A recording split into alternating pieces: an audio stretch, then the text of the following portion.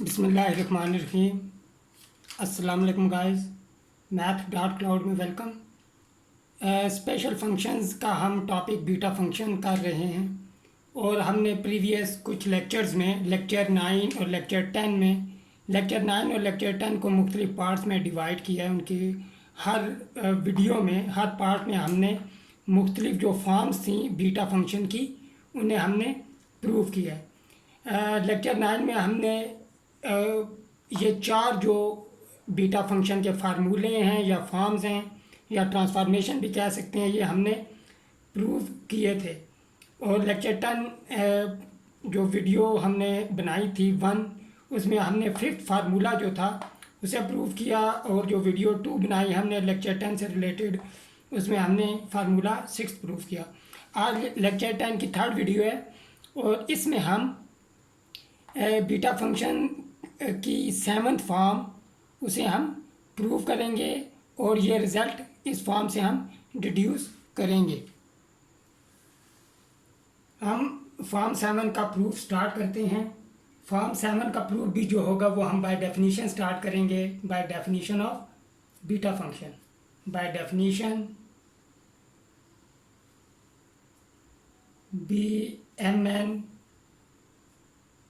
is equal to integral from 0 to 1 x raised to power m minus 1 1 minus x raised to power n minus 1 dx।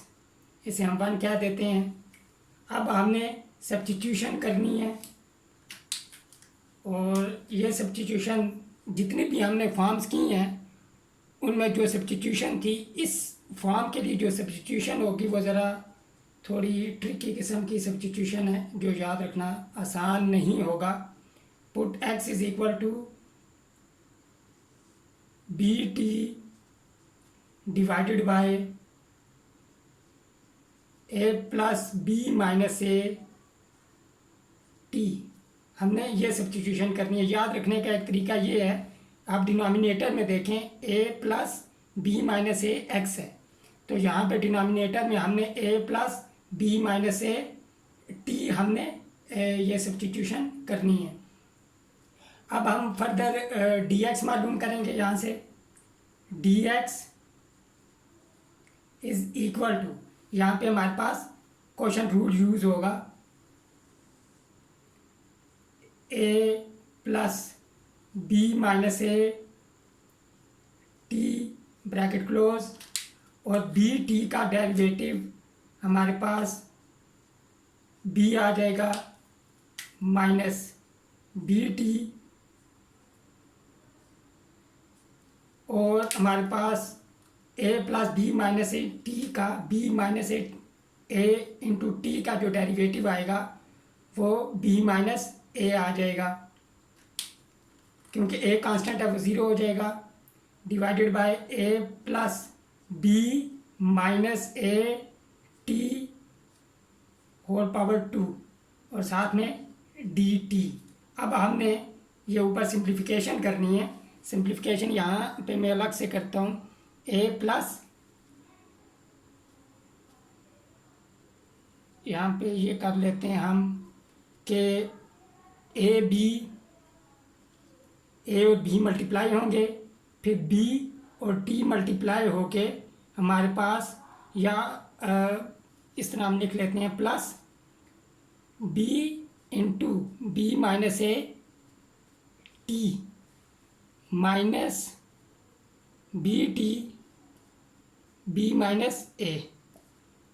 ये और ये cancel out हो जाएंगे, तो हमारे पास numerator में ए बी रह जाएगा, a b divided by A plus B minus A into t whole square d t. ये हमारे पास डी एक्स की वैल्यू आ गई। अब हम ये करते हैं कि हम ए माइनस एक्स की वैल्यू फाइंड कर लेते हैं। एक्स की वैल्यू आ गई हमारे पास, डी एक्स की आ गई। अब 1 माइनस एक्स की वैल्यू हम यहाँ कैलकुलेट करते हैं। 1 minus x is equal to 1 minus B T divided by A plus B minus A into t. अब हमें यहाँ एलसीएम लेना पड़ेगा। हमारे पास एलसीएम आ जाएगा A plus B minus A into T. यहाँ पे A plus B minus A into T minus B T, और ये हमारे पास आ जाएगा A plus B T minus A T minus B T divided by A plus B minus A into T. B T और B T cancel out हो जाएंगे। ए हमारे पास यहाँ पे कॉमन आ जाएगा। 1 minus x is equal to a 1 minus t divided by A plus B minus A into t. ये हमारे पास 1 माइनस एक्स की वैल्यू आ गई। अब हम चेंज ऑफ लिमिट देखेंगे। When x is equal to 0, अगर x 0 हो जाए यहाँ पे तो डिनोमिनेटर से ये लेफ्ट हैंड साइड पे जब आएगा 0 से मल्टीप्लाई होकर 0 हो जाएगा, तो b t is equal to 0। B भी इधर आके फिर डिवाइड होगा तो 0 होगा, then t is equal to 0 हो जाएगा इस केस में। When x is equal to 1, then इसे हम थोड़ा सा सिंप्लीफाई कर लेते हैं अलग से, कि हम देख लेते हैं कि जब x 1 हो तो हमारे पास वैल्यू क्या आएगी। यहाँ पे हम x 1 पुट करेंगे तो which is equal to B T divided by A plus B minus A into T. इसे हम लेफ्ट हैंड साइड पे शिफ्ट करेंगे। A plus B minus A into T is equal to B T. A plus B T minus A T B T. B T cancel out, minus A T उस तरफ shift हो जाएगा तो plus A T हो जाएगा। ए और ए cancel out हो जाएंगे तो टी इज इक्वल टू 1 आ जाएगा। लिहाजा हमारे पास जब x 1 होगा तो t की वैल्यू भी 1 आएगी। अब ये सारी जो हमने सब्स्टिट्यूशन है ये हम इक्वेशन 1 में पुट करेंगे। अब जो सब्स्टिट्यूशंस हैं x D x 1 minus x और ये चेंज ऑफ लिमिट, ये हम इक्वेशन 1 में हम ये अप्लाई करेंगे तो हमारे पास आ जाएगा B M n is equal to integral from 0 to 1। X की वैल्यू हमारे पास है बी टी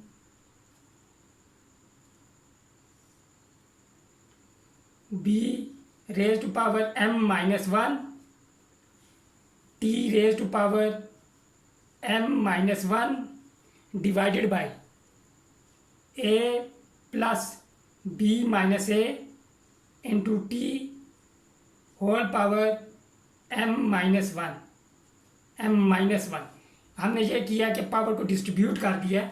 अब उसके बाद 1 माइनस एक्स की वैल्यू ये हमारे पास, जब ये पुट करेंगे और पावर n माइनस 1 है तो पावर डिस्ट्रीब्यूट हो जाएगी n minus 1 a raise to power n minus 1 minus t raise to power n minus 1 divided by a plus B minus A into t power n minus 1।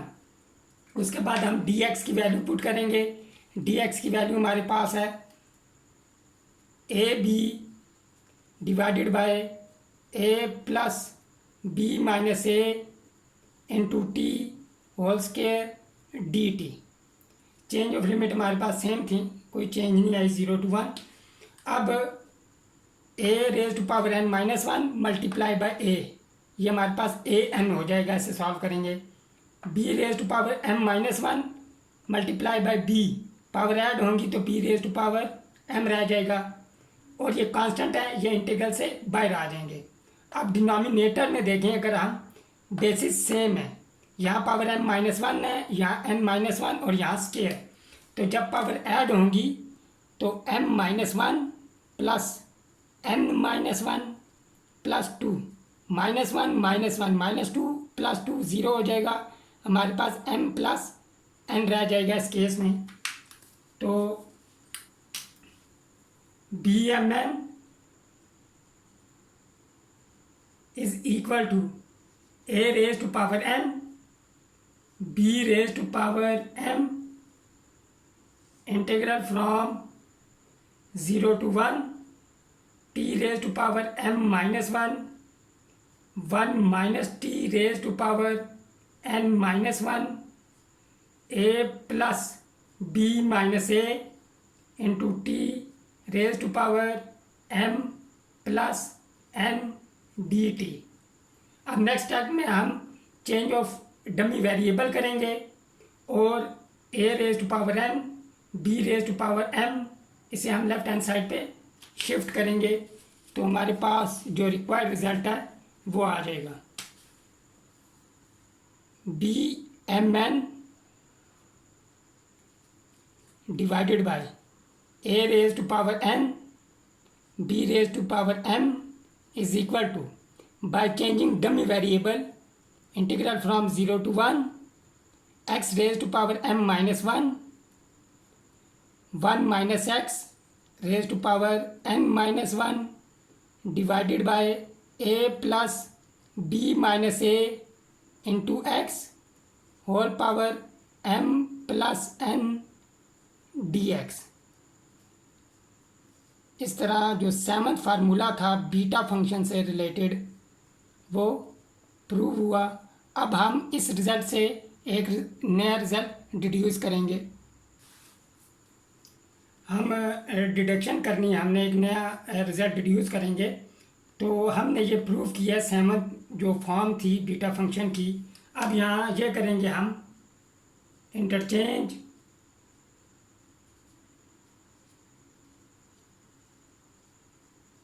A and b, a और b को हम interchange करेंगे सिर्फ b M N divided by b raise to power n a raise to power m interchange कर दिया is equal to integral from 0 to 1 x raise to power M minus 1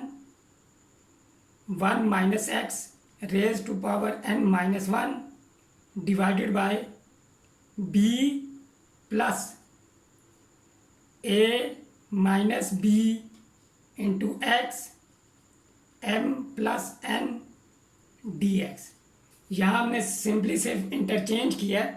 अब हम यहाँ पुटिंग करेंगे, पुट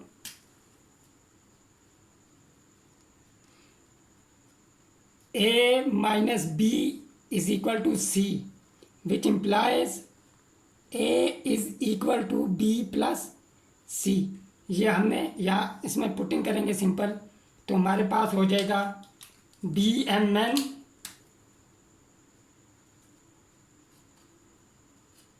डिवाइडेड बाय ए की जगह हम putting करेंगे B plus C power M. B N is equal to integral from 0 to 1 x raise to power M minus 1 minus x raise to power N minus 1 divided by हमारे पास हो जाएगा यहाँ पे बी प्लस ए minus B की जो value थी वो सी थी, C into X whole power M plus n d x. ये हमारे पास रिक्वायर्ड रिजल्ट आ गया जो हमने डिड्यूस करना था। नेक्स्ट जो वीडियो होगी उसमें हम एक बहुत इम्पॉर्टेंट रिजल्ट प्रूव करेंगे, relation between beta and gamma function. हम इसका प्रूफ देखेंगे।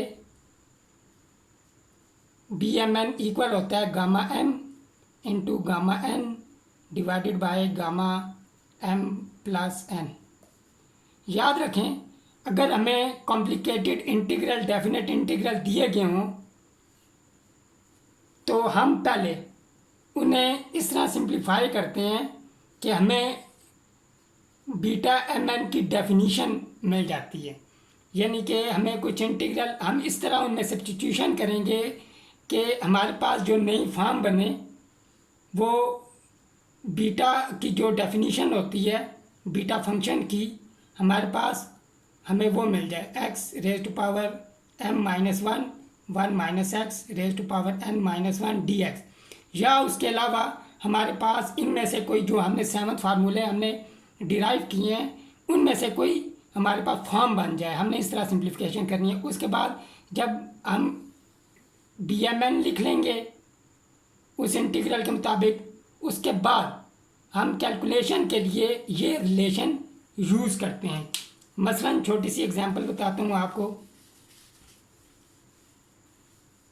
अगर हमें वैल्यू मालूम करनी हो बीटा 53 की, तो हम ये इस रिलेशन से मालूम करेंगे। हमारे पास हो जाएगा gamma 5 gamma 3 divided by gamma 5 plus 3 यानी गामा 8। गामा 5 होता है हमारे पास 4 factorial, gamma 3 2 factorial divided by 7 factorial. इसको जब हम कैलकुलेट करेंगे, सिंप्लीफाई करेंगे, तो हमारे पास 1/105 आ जाएगा। ये सिंप्लीफिकेशन आप कर सकते हैं। और यहाँ पे आप जानते हैं हमने फार्मूला यूज़ किया है, गामा n इक्वल होता है n-1 फैक्टोरियल के। मुझे उम्मीद है ये 7th जो फॉर्म थी बीटा फंक्शन की, यह आपको समझ आ गई होगी। अगर आपको मेरी वीडियो पसंद आई है प्लीज़ इसे लाइक करें, इसे शेयर करें और मेरे चैनल math.cloud को आप सब्सक्राइब करें। नेक्स्ट वीडियो तक टेक केयर, अल्लाह हाफिज़।